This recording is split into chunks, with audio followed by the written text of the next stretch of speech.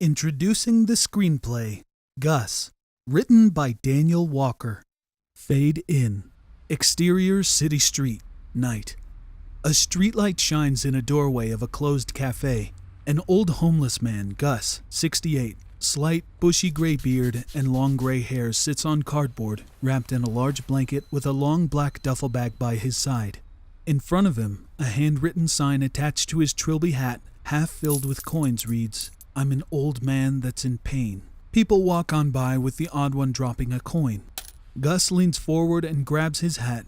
He empties the coins in his cupped hand before placing them in his pocket and puts his hat on. In pain, he slowly climbs to his feet and drops the blanket over his duffel bag. Exterior, laneway, night. In between the dumpsters, Gus finishes urinating against a wall. He zips his fly up. Suddenly, we hear footsteps. Gus freezes. He slowly reaches into his pocket and pulls out a Glock pistol. The footsteps become louder and closer. Gus slowly turns around, ready for an ambush. Kenny, 30s, large, hair in ponytail, brown apron, brown shirt, walks on by. "Put it away, Gus. I don't want to get wet." You're hilarious, Kenny. How about a free coffee tomorrow morning? Kenny walks down to a door under a light. He pulls out a key and unlocks the door. "And good night to you too, Gus." Kenny steps inside. Gus puts the gun back in his pocket, straightens his jacket, and walks out of the lane. Exterior, city street, night. With his head down, Gus shuffles back along the street. He returns to his spot to find Zed, 41, shaved head, fully wrapped in Gus's blanket, sitting down leaning against the door. And you are... Zed looks up with a distressed look on his face. Zed. The name's Zed. Well, Zed, I'm afraid I'm all booked up. You'll have to find another hotel. I've got nowhere to go. Just give me 10 minutes, that's all I ask for. 10 tiny minutes. Just cut me some slack, please. Gus stares into his eyes and begrudgingly concedes. Well, Zed, I'll give you 10 minutes. Gus leans down and opens up his bag. But don't mess with me. Got it? Trust me. I'm cool. Gus pulls out an old blanket. He wraps it around himself before sitting down next to Zed. Gus takes off his hat and places it in front of him. He leans over and grabs his sign, attaching it to his hat. I'll share my blankets, but not my income. Understand? All good. And your name? I'm Gus. I don't normally have guests over, and as you can see, I'm busy renovating. Zed chuckles at the comment. You must be new, 'cause I ain't seen you in this neighborhood before. I'm not from here. So what brings you here? The wine? The women? It's a long story. Gus notices his reluctance. How long you been on the street? 5 minutes. Ah, I see. A newcomer. How'd you end up here? Fuck. What is this, an interrogation? A passerby drops a coin in the hat. It closes the conversation. Gus puts his head back against the door, staring into space. There's an awkward silence. Zed glances at Gus. Look, Gus, I'm scared. That's all. Nothing to be ashamed about. The thing is, life didn't turn out the way I thought it would. I hear ya. Do you believe we're here for a reason? Not really. Look, I lost my job and my wife in the same week, and now I'm here. She took you to the cleaners? No. She died. Sorry to hear that. If it wasn't for me, she'd still be alive today. I should not have got behind that wheel that night. Gus unzips his bag and pulls out a bottle of Jack Daniels. He takes a mouthful and hands it to Zed. Zed takes a mouthful and hands it back. Let me tell you something. We all go through life and make mistakes. Hell, I've made so many. But we also have a chance to rectify them. Gus takes another mouthful of Jack Daniels. Unfortunately, when I drove that car off the road into a tree, I killed my one true love. All because I was drunk.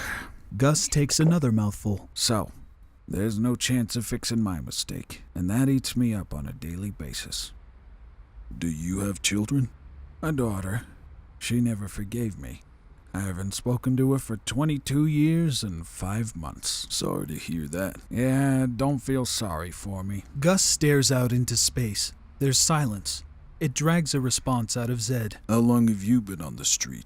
On and off for 20 years. Zed's stunned by the answer. You need help. I'm here 'cause I want to be here. And I guess I have a drinking problem, but...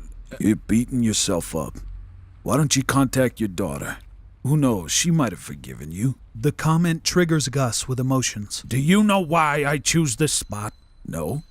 Most of the customers that walk into this cafe are office workers. You know, lawyers, bankers, businessmen, you name it. They go grab their coffee before they go into their big companies and sit at their large desks. Gus takes another mouthful of Jack Daniels. My daughter steps into this cafe every Monday. She doesn't even know she's walking past her old man. That's sad. Maybe. But at least I know she's okay. And I guess that's all I've got. Gus sits back and sighs at the thought of his daughter. Zed looks around at the streetscape. You ever been mugged? Of course. The owner of this cafe, Kenny, lets me sleep here. Must have felt sorry for me because he gave me this. Gus pulls out his pistol, hiding it inside the blanket as he shows Zed. Wow. You ever shot anyone? Nah. Look closely. It's fake. It's a water pistol. Can I hold it? Sure. Gus slides it under the blanket for Zed to grab. Zed holds it inside the blanket. It feels so realistic. I know. It's got me out of a lot of trouble. I haven't held a gun for 15 years. Really? Zed senses Gus wants more information. It's hard for me to talk about. About what? Zed tightens the blanket around him as he stares into the distance. You talked about your daughter and how she doesn't speak to you anymore. I'm the same with my wife. We haven't spoken for 15 years. Why? Because I shot her dead. Sorry? Did you say... I shot her dead. I was high on drugs, had an argument, and I just shot her. Bang. Gus sits there in amazement. I see. You're absolutely right. There are some mistakes you just can't fix. Well, you're young enough. You still have a chance to do something with your life. Nah. My life's over. And I only have myself to blame. What are you talking about? You done your time. The world is now your oyster. Zed starts chuckling.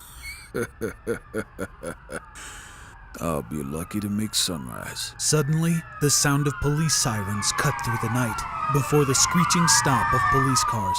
We stay on the two men as the flashing red and blue lights light up their faces. What the fuck? There's no more passerbys, and the two men have an uninterrupted view. What's going on? Larry Zedman, you're completely surrounded. Slowly put your hands above your head and lay on the ground. Do you understand? Zed peels the blanket off him, revealing a bright orange prison uniform and handcuffs. I was being transferred to another prison and managed to escape. Gus looks down at the gun. Oh, shit! Don't do anything stupid. You listen up. Promise me you'll clean yourself up and get back with your daughter. What? Promise me. Yes. I promise. Look, Zed, don't do anything stupid. It's over. Forget about me. I'm not going back. Larry Zedman, you have nowhere to go. You're completely surrounded. Zed, come on, look. How far are you off parole? Zed starts laughing. Only another 15 years. What's 15 Easters? This is all my fault. Thanks for the chat and a mouthful of Jack. Just put the gun down and surrender quietly. I promise. I'll come visit you. Not a chance. When I get up, you hit the floor. See you on the other side. No! Zed jumps up and points the fake gun at the police. Gus quickly rolls his body down off the door, ending with his cheek on the pavement. Black screen. Exterior, city street, continuous. Zed falls against the door and slides down, dead, leaving a trail of blood from his bullet-ridden body. Gus slowly lifts his head up, shocked by the ordeal. He looks at Zed and notices Zed's dead eyes looking at him. Black screen, 3 weeks later. Interior, Cafe. Day. Kenny carries 2 brewed coffees and places them on a table where Gus, clean-shaven and short-haired, sits with his daughter, 44, blonde, wearing corporate attire. There's smiles all around. Fade out.